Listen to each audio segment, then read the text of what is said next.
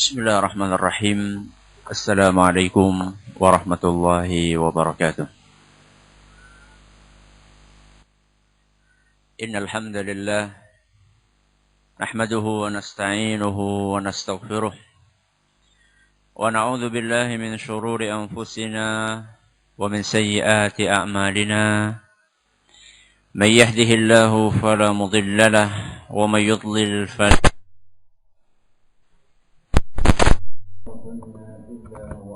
مسلمون. يا أيها الناس اتقوا ربكم الذي خلقكم من نفس واحدة وخلق منها زوجها وبث منهما رجالا كثيرا ونساء واتقوا الله الذي تساءلون به والأرحام إن الله كان عليكم رقيبا. يا أيها الذين آمنوا اتقوا الله وقولوا قولا سديدا يصلح لكم أعمالكم ويغفر لكم ذنوبكم ومن يطع الله ورسوله فقد فاز فوزا عظيما. أما بعد فإن أصدق الحديث كتاب الله وخير الهدى هدى محمد صلى الله عليه وسلم وشر الأمور محدثاتها وكل بدعة ضلالة. Kita panjatkan puja dan puji syukur kehadirat Allah Jalla wa'ala. Pada kesempatan malam yang sangat cerah ini, kita kembali diberi kekuatan, kesehatan, hidayah serta taufik dari Allah Jalla wa'ala, sehingga kita bisa kembali menghadiri pengajian rutin tafsir kita ini di Masjid Agung Darussalam Purbalingga. Kita berharap semoga Allah Tabaraka wa Ta'ala berkenan untuk melimpahkan kepada kita semuanya ilmu yang bermanfaat, sehingga bisa kita amalkan sebagai bekal untuk menghadap kepada Allah Jalla wa'ala. Amin ya Rabbal Alamin. Salat dan salam semoga senantiasa tercurahkan kepada junjungan kita Nabi besar Muhammad sallallahu alaihi wasallam, kepada para sahabatnya, keluarganya dan umatnya yang setia mengikuti tuntunannya hingga hari akhir nanti. Kaum muslimin dan kaum muslimat yang kami hormati, pada pertemuan yang telah lalu kita masih membahas putar pendahuluan tentang tafsir surat Al-Kafirun. Dan poin yang kita bahas pada pertemuan yang telah lalu adalah momen-momen pembacaan apa? Surat Al-Kafirun, atau dengan kata lain, kapan saja kita mendapatkan penekanan dari Nabi SAW untuk membaca surat apa? Al-Kafirun. Pada pertemuan yang telah lalu kita menyampaikan ada berapa momen? 5. Sebutkan 1 dan 2. Ya. Yang rinci.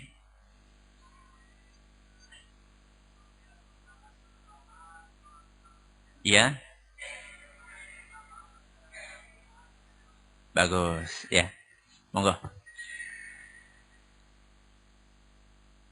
Jadi jangan hanya sekedar sholat sunnah fajar. Rakaat keberapa? Rakaat ketiga? Oh, tidak ada rakaat ketiga. Hanya berapa? 2 rakaat. Rakaat pertama dari sholat sunnah fajar dan rakaat pertama dari sholat sunnah ba'da maghrib.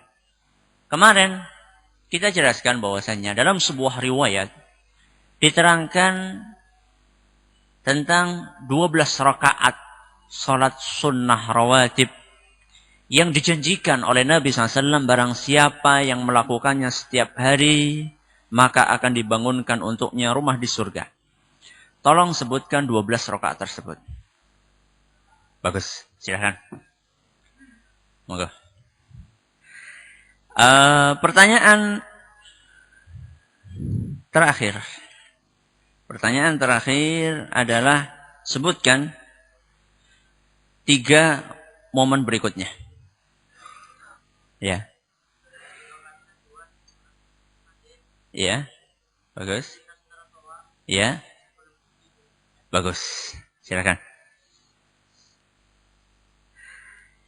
Setelah kita membahas tentang poin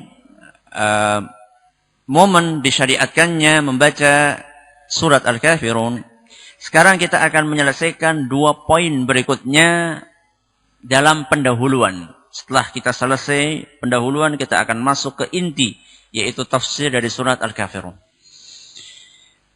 Poin yang berikutnya, kaum muslimin dan kaum muslimat, para pendengar Radio Roja dimanapun Anda berada, dan juga para pendengar As-Sunnah FM di Cirebon dan yang lain-lainnya, serta para hadirin hadirat rahimakumullah.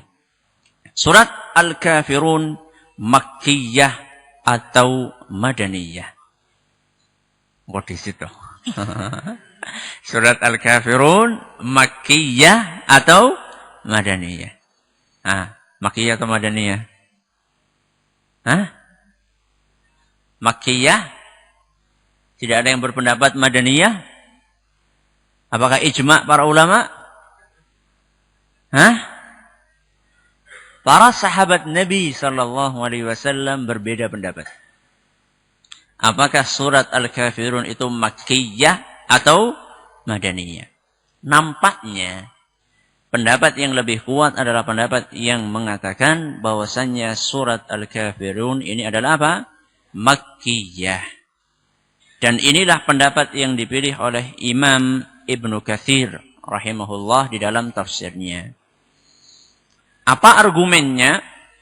Di antara argumen yang bisa dijadikan sebagai penguat pendapat ini adalah apa yang diriwayatkan mengenai asbab nuzul dari surat ini. Masih ingat apa kisahnya?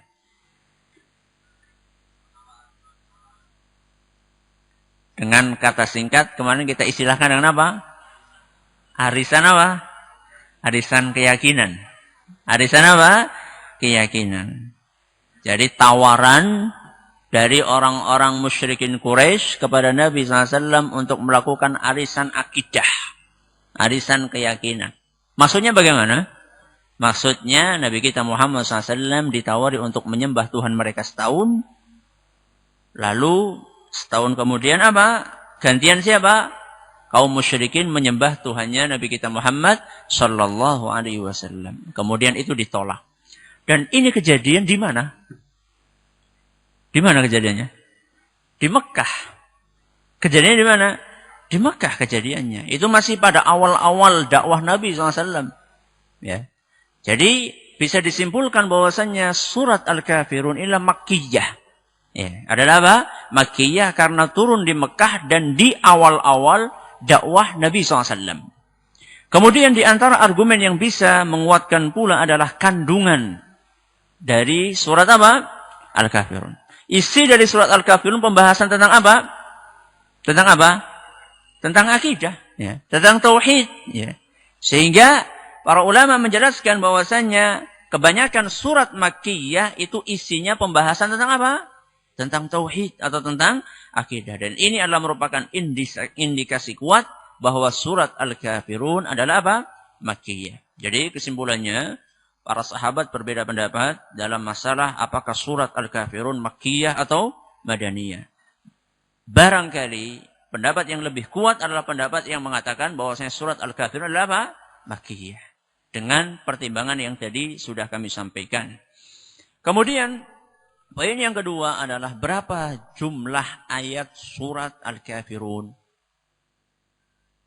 Ayo ngitung desi. Surat berapa ayat? 6. Yang pertama apa? Qul ya ayyuhal kafirun. Yang kedua, la a'budu ma ta'budun. Yang ketiga, wala antum 'abiduna ma a'bud. Keempat, bidum ma 'abadtum. Kelima, antum 'abiduna ma a'bud. Yang keenam, lakum dinukum waliyadi. Dari ayat kedua sampai kelima itu kalau anak kecil itu biasanya apa? Kewalak-walik. Sing gede kadang-kadang apa?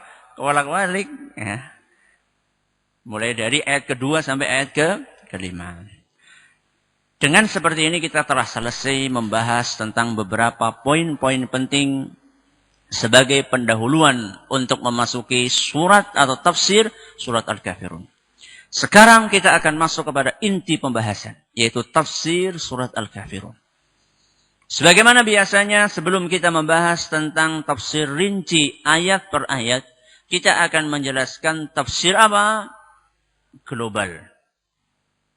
Tafsir global dari surat apa? Al-Kafirun. Atau dengan kata lain, kandungan umum dari surat apa? Al-kafirun. Ibnu Abbas radhiyallahu anhuma. Siapa itu? Salah satu sahabat Nabi sallallahu alaihi wasallam yang mendapatkan gelar apa? Apa? Bahar dan Habr. Yang mendapatkan gelar lautan. Lautan apa? Lautan ilmu. Saking apanya? Saking luasnya ilmu yang beliau miliki. Beliau pernah berkata sebagaimana dinukil oleh Ibnu Adil dan juga oleh Al-Qurtubi, kata beliau, "Laisa fil Qur'ani ashaddu ghaidhan li iblis min hadhihi surah."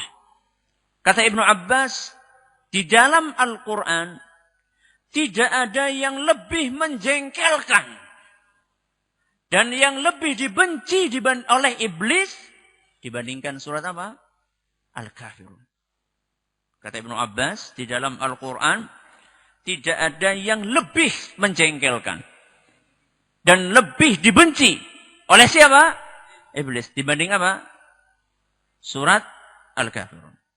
Apakah ini artinya surat yang lainnya tidak dibenci?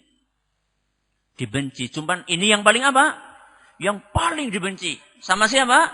Sama iblis. Jadi kalau iblis mendengar orang baca Al-Kafirun, jengkelnya luar biasa. Ya. Maka sering-seringlah baca apa? Surat Al-Kafirun. Biar iblisnya apa? Jengkel. Ya. Jadi iblis itu benci sekali dengan surat Al-Kafirun. Kenapa? Kenapa? Kenapa kira-kira? Nah. Karena kata Ibnu Abbas, li'annaha tauhidun wa bara'atun minasyirki. Kata Ibnu Abbas, karena kandungan dari surat Al-Kafirun adalah intinya Islam. Apa itu? Tauhid. Dan intinya pembantahan kepada dosa yang paling besar, yaitu apa? Syirik. Makanya setan itu benci sekali terhadap surat apa? Al-Kafirun. Kenapa? Karena kandungannya. Kandungan yang ada di dalamnya adalah puncak dari amal soleh di dalam agama Islam. Amal soleh yang paling afdol adalah tauhid. Dan di sini, di dalam surat Al-Kafirun, memberangus dosa yang paling besar, yaitu dosa apa? Syirik. Nah, dari sini, kita baru sadar, oh, jebule surat Al-Kafirun itu apa? Luar biasa. Kenapa kita baru sadar sekarang? Karena kita baru apa? Baru belajar. Padahal kita diperintahkan di dalam Al-Quran untuk belajar Al-Quran. Bukan hanya belajar Iqra, tapi belajar apa? Kandungannya dalam banyak ayat. Di antaranya firman Allah Subhanahu wa taala, "Afala yatadabbarunal Qur'an am 'ala qulubin aqfaluha." Kata Allah Subhanahu wa taala, mengapa mereka tidak menghayati Al-Quran? Mengapa mereka tidak bertadabbur tentang isi Al-Quran? Am ala qulubin aqfaluha. Apakah karena hati mereka itu sudah tertutup? Al-Quran surat Muhammad ayat 24. Jadi dalam ayat ini Allah Subhanahu wa taala mengisyaratkan bahwa orang-orang yang tidak mentadabburi Al-Quran, orang-orang yang tidak menghayati isi Al-Quran, ini adalah indikasi kuat bahwasanya hatinya apa? Tertutup. Ya. Maka jangan pernah merasa puas ketika jenengan sudah lulus Iqra jilid 6. Wah, hanya bisa baca Quran. Belum. Perjalanan masih apa? Masih jauh, masih panjang. Tidak tahu kita selesai tafsir Al-Quran entah kapan, dan mati di situ. Entah kita akan sampai ke surat yang terakhir atau tidak, wallahu a'lam. Yang penting kita berusaha untuk apa? Untuk mengkaji. Dan itulah yang dilakukan oleh para sahabat Nabi sallallahu alaihi wasallam. Sebagaimana dikatakan oleh Ibnu Mas'ud radhiyallahu anhu. Kata beliau, kana ar-rajulu minna idza ta'allama 10 ayatin lam yujawizhunna hatta ya'rifa ma'aniyahunna wal 'amala bihinna. Kata Ibnu Mas'ud, sesungguhnya kami, yaitu para sahabat Nabi SAW, Setiap belajar 10 ayat, kami tidak mau melanjutkan. Setiap mendapatkan 10 ayat, kami tidak akan melanjutkan sampai kami memahami 10 ayat yang sudah kami baca dan mengamalkannya. Setiap berapa? 10 ayat. Mandek disit. Apa dulu? Kaji dulu isinya. Setelah dikaji apa? Diamalkan. Gak cukup hanya mengkaji saja. Kita sudah berapa ayat baca? Berayat-ayat. Berapa yang sudah kita kaji isinya? Dan berapa yang sudah kita amalkan? Inilah para sahabat Nabi SAW. Makanya dikisahkan dalam kitab Al-Muwatta Ibnu Umar radhiyallahu anhuma. Putranya siapa? Putranya Umar bin Khattab. Beliau itu menghabiskan waktu selama 8 tahun untuk menghafal surat Al-Baqarah. Berapa tahun? 8 tahun. Apa? Al-Baqarah. Di mana pada zaman kita ini banyak orang menghafal Al-Quran dalam 1 tahun 30 juz. Berarti mereka lebih pintar dari Ibnu Umar ya? Lebih cerdas? Iya? Apakah IQ-nya Ibnu Umar itu rendah? Sampai dia itu untuk menghafalkan surat Al-Baqarah saja perlu waktu berapa tahun? 8 tahun. Tidak. Karena Ibnu Umar itu bukan hanya apa? Menghafal. Beliau mengamalkan, mengkaji, mentadaburi, menghayati. Itu yang dilakukan oleh beliau. Makanya lama. Beda dengan kita. Cepat ngapalnya. Tapi kelalaiannya ya cepat. Belum sempat diamalkan sudah apa? Sudah lupa terlebih dahulu. Dan para ulama salaf mewarisi karakter seperti itu. Di antaranya seorang ulama besar dari kalangan tabi'in yang bernama Masruq ibnul Ajda'. Beliau pernah suatu ketika membaca suatu ayat dalam Al-Quran, dia tidak paham artinya. Satu apa? Ayat dalam Al-Quran, dia tidak paham. Apa yang beliau lakukan? Beliau mencari seorang ahli tafsir di kota Basrah. Basrah itu di mana? Di Irak. Berjalan kaki. Ribuan kilometer. Untuk mencari apa? Tafsir 1 ayat. Jadi ini pada jenengan nembe kang di bobo cari apa kang. Itu belum ada apa-apanya. Ya. Ini Masruq ibnul Ajda' berjalan ribuan kilometer. Siapa jajal sing melaku sekang nanti? dari daerah panjenengan lah siapa? Tidak ada. Polbornya apa? Ngepit. Nah. Ini Masruq bin Ajda' berjalan ribuan kilometer hanya untuk mencari tafsir 1 ayat. Di mana? Kota Basrah. Begitu sampai di kota Basrah, gurunya lagi lunga. Bayangkan. Dongannya SMS disit. Iya, tidak ada HP saat itu. Kalau kita sekarang enak, Ustaz ada di rumah, enggak. Enak. Kalau pada zaman dulu enggak ada SMS. Begitu sampai di kota Basra, enggak ada gurunya. Lagi kemana? Ke negeri Syam. Di mana sekarang? Daerah Palestina, Syria, Yordan, daerah sana, Libanon. Gimana? Putus asa lah, jangan si atuh teman. Berjalan lagi beliau. Sampai negeri Syam dan ketemu dengan guru tersebut. Dan bertanya tentang tafsir 1 ayat yang belum beliau ketahui. Kenapa mereka seperti itu? Karena mereka ingin menghayati isi dari Al-Quran.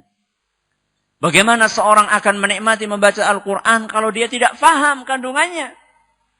Makanya kata Imam Ibnu Jarir At-Tabari, Imamul Mufassirin, imamnya para ahli tafsir, kata Ibnu Jarir At-Tabari, ajibtu li aqwamin. Saya heran dengan orang-orang yang membaca Al-Quran namun tidak memahami isinya. Bagaimanakah mereka bisa merasakan nikmatnya membaca Al-Quran? Kata siapa? At-Tabari. Kata beliau, aku heran dengan orang-orang yang membaca Al-Quran dan tidak faham maknanya. Bagaimana mereka bisa merasakan nikmatnya membaca Al-Quran? Kata beliau. Maka kita perlu berkorban. Untuk apa? Untuk memahami Al-Quran. Berkorban apa? Waktu. Kayak jenengan sekarang. Berkorban apa? Waktu. Berkorban biaya. Karena perlu keluar apa? Biaya. Berkorban tenaga. Seandainya kita untuk ilmu-ilmu yang umum saja, kita mau mengeluarkan biaya sekian juta. Ya. Kuliah sekarang 1 semester berapa? 3 juta. Itu kalau fakultas biasa. Kalau kedokteran? Berapa? Sekian puluh atau bahkan sekian ratus juta. Untuk mempelajari ilmu umum, kita mau mengeluarkan sekian puluh juta, sekian ratus juta untuk mempelajari ilmu agama. Untuk mentadaburi isi Al-Quran. Hanya sekedar beli bensin saja kita loh, eman-eman teman. Nah, entong 1 liter. Eman-eman, subhanallah. Untuk belajar, untuk mengikuti kajian, untuk mengikuti pelatihan, untuk mengikuti pengajian, atau untuk membeli buku tafsir, kita berat untuk mengeluarkan uang. Padahal ini adalah merupakan menjalankan perintah Allah subhanahu wa ta'ala. Jadi, kembali kepada tafsir global dari apa? Surat Al-Kafirun. Secara umum, surat Al-Kafirun itu memiliki 2 kandungan utama. Secara umum, surat Al-Kafirun memiliki berapa? 2 kandungan utama. Kandungan yang pertama adalah ikrar, pemurnian akidah. Kandungan yang pertama adalah apa? Ikrar apa? Pemurnian akidah. Terutama kaitannya dengan tauhid ibadah. Jadi dalam surat ini, kita diperintahkan oleh Allah subhanahu wa ta'ala untuk memurnikan, untuk mengikhlaskan seluruh ibadah kita hanya untuk siapa? Allah subhanahu wa ta'ala, tidak ada sekutu baginya. Ini kandungan apa? Yang pertama. Kandungan yang kedua adalah perintah untuk berlepas diri. Perintah untuk apa? Berlepas diri. Dan menolak. Menolak apa? Peribadatan kepada selain Allah. Ini kandungan yang kedua. Menolak dan berlepas diri segala jenis peribadatan kepada selain Allah. Apanya yang ditolak? Yang ditolak satu, sesembahannya. Yang kedua, praktek peribadatannya. Jadi yang ditolak bukan hanya Tuhan yang disembah oleh mereka. Tapi yang kita tolak juga apanya? Prakteknya, ritualnya juga harus kita tolak. Dan nanti kita akan jelaskan bagaimana bentuk penolakannya. Jadi 2 kandungan ini sangat urgen dan mendasar sekali. Makanya di dalam surat Al-Kafirun, 2 kandungan ini ditekankan berkali-kali. Kita akan sebutkan 5 bentuk penegasan. Ya. Yang ada dalam surat apa? Al-Kafirun. Jadi karena 2 kandungan itu sangat urgen dan mendasar, maka ditegaskan berkali-kali di dalam surat Al-Kafirun ini. Penegasan yang pertama ada dalam ayat yang pertama, manakala Allah subhanahu wa ta'ala memanggil dengan panggilan apa? Ya ayyuhal kafirun. Apa artinya? Wahai orang-orang apa? Kafir. Ini adalah bentuk penegasan. Kalau kita cermati, kebanyakan panggilan di dalam Al-Quran, itu adalah memakai panggilan ya ayyuhan nas. Wahai para apa? Manusia. Ini mencakup orang mukmin dan orang apa? Kafir. Tapi dalam ayat ini Allah subhanahu wa ta'ala menggunakan panggilan belak-belakan. Apa? Qul ya ayyuhal kafirun. Langsung dibedakan. Ini loh, ini orang apa? Kafir. Ini orang apa? Islam. Dan ini setahu kami dalam Al-Quran, setahu kami, pengetahuan kami sangat terbatas, hanya ada dalam 1 surat ini saja. Hanya ada dalam 1 ayat ini saja panggilan dengan menggunakan panggilan apa? Wahai orang-orang kafir. Yang lainnya adalah ya ayyuhan nas, ya ayyuhalladzina amanu dan seterusnya. Tapi ya ayyuhal kafirun itu setahu kami hanya ada dalam 1 ayat ini saja. Makanya kalau misalnya di zaman ini ada orang-orang yang gerah ketika ada mengatakan kita menggunakan istilah kafir sama apa? Muslim. Ini keterlaluan. Ya. Jangan ngomong kafir-kafir gitulah. Ya. Ya. Loh ini Al-Quran yang ngomong kayak gini, masa nggak boleh ngomong? Masa kita nggak boleh bedakan antara mukmin sama apa? Sama kafir. Ini biasanya orang-orang jil ini. Orang-orang apa? Jaringan Islam apa? Liberal. Yang mereka tuh gerak, jangan pakai istilah kafir lah. Ya, itu ndak apa? Ndak manusiawi. Masya Allah, mereka lebih manusiawi daripada siapa? Daripada Al-Quran. Daripada Nabi kita Muhammad SAW. Ya. Kafir, kafir. Mukmin, mukmin. Muslim, muslim. Non-muslim, non-muslim. Harus apa? Harus jelas. Ini penegasan yang pertama. Penegasan yang kedua. Ada di dalam ayat yang kedua dan ayat yang keempat. Ayat yang kedua bunyinya apa? La a'budu ma ta'budun. Ayat keempat bunyinya apa? Wala ana abidum ma abadtum. La a'budu ma ta'budun. Aku tidak menyembah apa yang kalian apa? Sembah. Wala ana abidum ma abadtum. Dan aku juga tidak akan menyembah apa yang kalian apa? Sembah. Apa isi dari dua ayat ini? Isi dari dua ayat inilah perintah untuk Nabi kita sallallahu alaihi wasallam agar beliau menyatakan secara tegas, jelas dan terbuka. Menyatakan secara jelas, tegas dan terbuka kepada orang-orang kufar bahwasanya sepanjang sejarah beliau dan umatnya tidak akan pernah mau menyembah apa yang mereka apa? Sembah. Bukan hanya Nabi saja. Tapi juga siapa? Umatnya. Kita harus meneladani Nabi kita Muhammad SAW yang telah menyatakan dengan tegas, dengan jelas dan dengan gamblang bahwasanya beliau tidak akan pernah mau menyembah sesembahan orang-orang kafir. Begitu pula siapa? Umatnya. Yang apa? Yang setia. Begitu pula siapa? Umatnya yang apa? Yang setia. Yang tidak setia ya melakukan arisan. Nah, melakukan apa? Arisan. Arisan apa?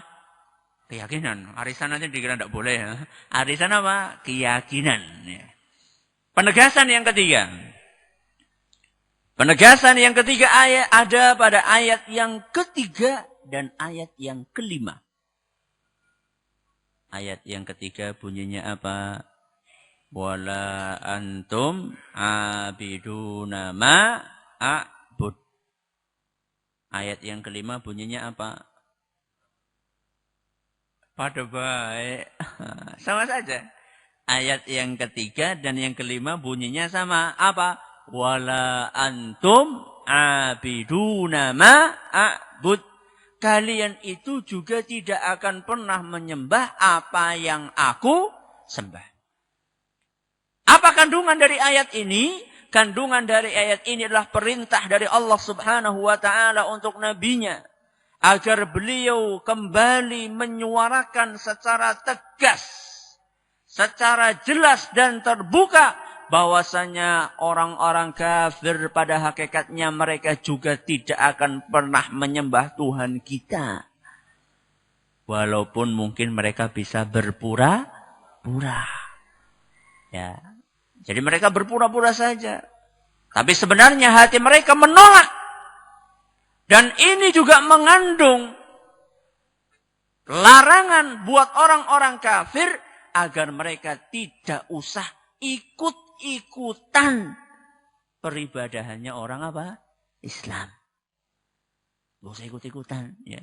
Ikut-ikutan melakukan peribadahan orang Islam. Ya. Gak usah ikut-ikutan. Kenapa? Karena tidak ada gunanya. Karena tidak ada apanya? Gunanya. Buat siapa? Buat mereka. Kalau misalnya ada orang kafir sholat. Apakah itu bermanfaat buat mereka? Tidak bermanfaat? Kenapa sih? Karena mereka belum pegang kunci untuk masuk Islam. Apa? Syahadat. Ya. Jadi selama orang belum memegang kunci masuk Islam, maka setiap amalan yang mereka lakukan itu tidak akan diterima oleh Allah Subhanahu wa ta'ala. Dalilnya apa Ustaz? Dalilnya Al-Quran surat Al-Furqan ayat 23. Surat apa? Al-Furqan ayat 23. Kata Allah Subhanahu wa taala, "Wa qadimna ila ma 'amilu min 'amalin faja'alnahu haba'an manthura." Kata Allah Subhanahu wa taala, dan kami hadapi segala amal yang mereka kerjakan. Segala amal yang mereka kerjakan. Siapa yang dikerjakan? Orang-orang kafir. Terus apa? Faja'alnahu haba'an manthura. Kemudian kami jadikan amalan tersebut debu yang berterbangan. Itu amalan mereka. Pada hari apa? Kiamat. Eman-eman orang. Kesel, Mbok. Kesel. Tahu-tahu jadi apa? Bleduk, tahu bleduk? Ya, bleduk gitu. Debu yang berterbangan. Tidak ada apanya? Tidak ada manfaatnya. Ini dalam ayat apa? Al-Furqan. Dalam ayat yang lain disebutkan amalan mereka akan berubah menjadi abu. Akan berubah menjadi apa? Abu. Dalam Al-Quran surat Ibrahim ayat 18. Ibrahim ayat 18 kata Allah Subhanahu wa taala, "Matsalul ladzina kafaru bi rabbihim a'maluhum kama karamadin ishtaddat bihi ar-rihu fi yaumin 'asif." Kata Allah Subhanahu wa taala, orang-orang kafir amalan mereka itu seperti abu yang ditiup angin dengan keras pada hari yang berangin kencang. Jadi misalnya ada awu, kemudian ada angin apa? Angin puting beliung. Gimana abunya? Terbang kemana-mana. Tidak ada gunanya. Kemudian ditegaskan oleh Allah Subhanahu wa taala, la yaqdiruna mimma kasabu ala syai'. Mereka tidak akan dapat mengambil manfaat sedikit pun dari apa yang telah mereka usahakan di dunia. Gak akan memetik apa-apa mereka pada hari kiamat. Na'udzubillah min dzalik. Makanya aneh ketika Lady Diana. Siapa? Lady Diana meninggal dunia. Apa yang terjadi? Sebagian kaum muslimin di Indonesia salat gaib. Buat siapa? Lady Diana. La ilaha illallah. Apa ana Michael Jackson salat gaib lah. Nek ana sing salat gaib Michael Jackson kebangetan. Lady Diana. Kenapa kok sampai orang Islam ada yang mewujudkan apanya? Simpatinya. Dengan apa? Dengan kematiannya Lady Diana. Kenapa? Nggak ngerti. Cuma itu saja. Kenapa kira-kira? Karena Lady Diana itu kan terkenal dengan apanya? Dengan sosialnya. Ya, dengan kegiatan apanya? Sosialnya. Suka bantu katanya ya. Ini dalam apa? Dalam berita yang ada. Dia suka bantu orang-orang miskin. Suka ke Afrika. Memberikan bantuan kepada orang-orang yang kelaparan. Katanya ya mirip-mirip mungkin kalau zaman ini kayak Bunda Teresia katanya lagi. Ya. Nah, Bunda Teresia kemana-mana memberikan bantuan. Ya. Sehingga orang-orang Islam yang jahil. Mereka pikir lah Jan. Wong kok apik temen ya. Wong kok Jan wis ayu. Apik sayang ya. Masa enggane ora oleh disolati. Nah. Ini karena apa? Karena tidak paham. Ya. Karena tidak paham prinsip dalam Islam. Selama seorang belum masuk ke dalam agama Islam, amal ibadah mereka itu tidak akan diterima oleh Allah Subhanahu wa ta'ala. Walaupun dia memiliki jiwa sosial, Ustaz. Walaupun. Apakah ada dalil yang lebih spesifik, Ustaz? Ada. Hadis riwayat Muslim. Hadis riwayat Muslim. Diceritakan, ada pada zaman jahiliyah seorang yang sangat dermawan yang bernama Ibnu Jud'an. Siapa namanya? Ibnu Jud'an. Dia itu terkenal sangat dermawan. Memiliki jiwa sosial kayak Lady Diana. Mungkin. Ya. Akhirnya pada suatu hari. Cuman dia meninggal belum beragama Islam. Meninggal belum masuk Islam. Aisyah radhiyallahu anha bertanya kepada Nabi SAW. Ya Rasulullah, Ibnu Jud'an kana fil jahiliyati yasilur rahim wa yut'imul miskin fahal dzaka nafi'uhu. Wahai Rasul, Ibnu Jud'an. Pada masa jahiliyah beliau terkenal suka silaturahim. Dan suka membantu orang-orang miskin. Apakah itu akan bisa mendatangkan manfaat buat dia? Minimal meringankan apanya? Siksanya lah. Kalau kekal jelas kekal. Tapi apa tidak dapat dispensasi apa? Mendapatkan keringanan dikit gitu. Tidak, wahai Rasul. Kata Nabi SAW, la yanfa'uh. Tidak sedikit pun bermanfaat buat dia. Kemudian Nabi SAW menjelaskan kenapa. Innahu lam yaqul yawman rabbighfirli khati'ati yawmaddin. Karena Ibnu Jud'an belum pernah berkata dan berdoa kepada Allah, wahai Rabbi, ampunilah dosa-dosaku nanti pada hari kiamat. Alias belum masuk Islam. Jadi jangan sampai akidah umat apa? Goncang. Karena apa? Karena wafatnya apa? Lady Diana. Makanya saat itu terbit buku.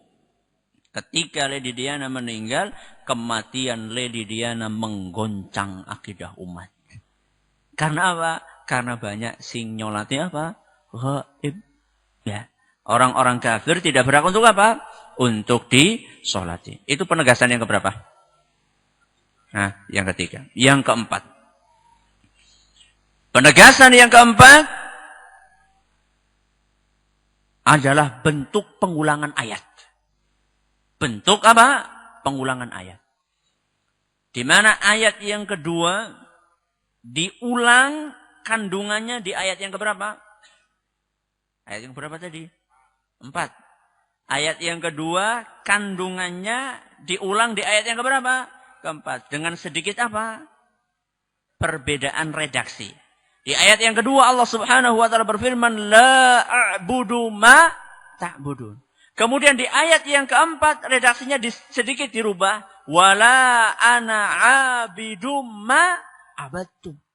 Secara global kandungannya mirip. Nanti kita akan jelaskan perbedaannya apa pada tafsir rincinya. Kemudian ada pengulangan lagi.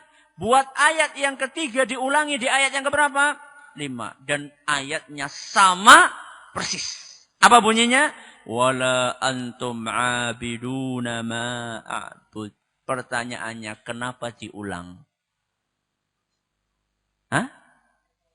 Penegasan, betul. Dari tadi kan kita bilang apa? Penegasan. Untuk menegaskan apa? Untuk menegaskan bahwasannya secara realita itu tidak mungkin mereka akan menyembah Tuhan kita dan kita tidak akan menyembah Tuhan mereka. Realitanya tidak akan berbicara seperti itu. Dan bukan hanya realita, ini sekaligus larangan dari Allah Subhanahu wa taala. Tidak boleh kalian wahai umat Islam menyembah Tuhannya umat yang lain dan tidak boleh umat yang lain menyembah Tuhannya umat Islam kalau belum masuk Islam. Kalau sudah masuk Islam ya tidak apa-apa. Ini pembicaranya lah kalau mereka belum apa? Masuk Islam. Kapan tidak bolehnya? Sepanjang masa. Dulu, sekarang, dan yang akan datang sampai kapan? Sampai hari kiamat. Ini penegasannya. Apa yang tidak boleh? Semua jenis peribadatan orang-orang kafir tidak boleh dilakukan oleh orang Islam. Tanpa terkecuali. Ini penegasan. Ini namanya apa? Penegasan. Jadi bukan kok ya wis lah, iki sedikitnya ora apa-apa. Ngesuk sedikit maning, sedikit demi sedikit lama-lama jadi apa? Bukit. Ya. Nanti kita akan jelaskan bentuk sinkretismenya bagaimana. Ya. Ini penegasan yang keberapa? Yang keempat. Penegasan yang kelima. Allah memungkasi dengan ayat yang keenam. Apa bunyinya? Lakum dinukum waliyadin. Bagi kalian agama kalian dan bagiku agamaku. Apa maksudnya di sini? Jangan dicampur adukkan antara agamaku dan agamamu. Islam ya Islam, non-Islam ya non-Islam. Jangan dijadikan koktail. Apa? Koktail apa koktail? Hah? Apa? Ya campur aduk. Bukan berarti tidak boleh minum koktail. Tapi koktail dalam apa? Es campur juga boleh, tapi campurannya ini apa gitu. Kalau campuran antara Islam dengan yang lainnya tidak boleh. Lakum dinukum waliyadin. Agama kamu ya agama kamu, agamaku ya agamaku. Maka jangan pernah mencampur adukan antara ajaran Islam dengan yang lainnya. Ada nggak orang yang mencampur adukan? Banyak. Contohnya apa? Contoh yang paling mudah adalah ruwatan. Apa? Ruwatan. Ruwatan itu ajaran dari mana toh? Hindu. Sekarang yang melakukan ruwatan wong apa? Wong Islam. KTP-nya Islam. Ya. Ruwatan itu dari ajaran Hindu. Dari mana sumbernya? Karena mereka meyakini adanya Bathara Kala. Itu sumbernya di situ. Ya. Bathara Kala yang katanya ini membawa apa? Kesialan, keburukan, kejahatan di muka bumi dan seterusnya. Ya. Anaknya Bathara Guru yang ya itu ceritanya panjang, enggak usah lah. Katanya ya, itu cuma katanya saja. Ya. Jadi jadi buta, kemudian timbullah Bathara Kala itu tadi. Supaya Bathara Kala ini bisa dibuang kejahatannya, dilakukanlah namanya apa? Ruwatan. Jadi panjenengan nyari di Quran hadis ruwatan itu tidak ada. Tidak akan ada, nggak akan ketemu karena memang bukan ajaran apa? Islam. Ya. Macam-macam ruwatan, ada yang untuk bayi, ada yang untuk anak dewasa, orang dewasa, ada yang untuk lembaga. Kalau yang untuk bayi namanya ruwatan Sukerta. Itu bayi supaya apa? Supaya nanti selamat, ganteng, putih mungkin. Ya. Terutama bayi-bayi yang lahir pada hari Naas. Nah, ini wetone ora pas. Ya. Ini harus apa? Harus diruat. Ya. Atau kalau yang dewasa, ruwatan Sengkolo. Ruwatan apa? Sengkolo. Ini orang dewasa yang bolak-balik apa? Sial. Nah, jadi kecelakaan ngesuk apa? Kecelakaan maning. Ngesuknya maning apa? Meriang. Bar meriang? Mati. Mati ya wis. Jadi orang yang kecelakaan bolak-balik sial gini akhirnya perlu dia apa? Diruat. Yang ketiga ruwatan lembaga. Namanya apa? Ruwatan lembaga. Lembaga ini ya buat apa? Ya lembaga. Bisa jadi lembaga pendidikan, sekolah. Sing bocah akeh kesurupan. Oh, kiye kudu apa? Diruat. Sayang itu, sayang sangat disayangkan ada. Wonten apa mboten? Namun balingga ya anak. Ya. Masya Allah. Nah, sekolahan, perusahaan yang hampir bangkrut. Wah, ini harus datang ruwatan. Tambah bangkrut. Dukunnya jaluk duit akeh. Tambah bangkrut. Ya. Mendingan buat apa? Buat modal. Ya. Perbaiki manajemennya. Ya. Itu. Nah, bentuk pencampur adukannya bagaimana? Sebelum ruwatan. Donga disit dipimpin oleh Mbah Yai. Astagfirullah. Itu namanya mencampur adukan. Antara ajaran Islam dengan ajaran apa? Hindu. Apa tujuannya? Mengislamisasikan. Astagfirullah. Allah subhanahu wa ta'ala dalam Al-Quran berkata, وَلَا تَلْبِسُوا الْحَقَّ بِالْبَاطِلِ. Janganlah kalian mencampur adukkan antara yang hak dan yang apa? Batil. Hak ya hak, batil ya batil. Jangan dicampur. Ya. Sehingga orang jadinya bingung kan. Wah, ruwatan tapi anak dongane ya ora apa-apa lah.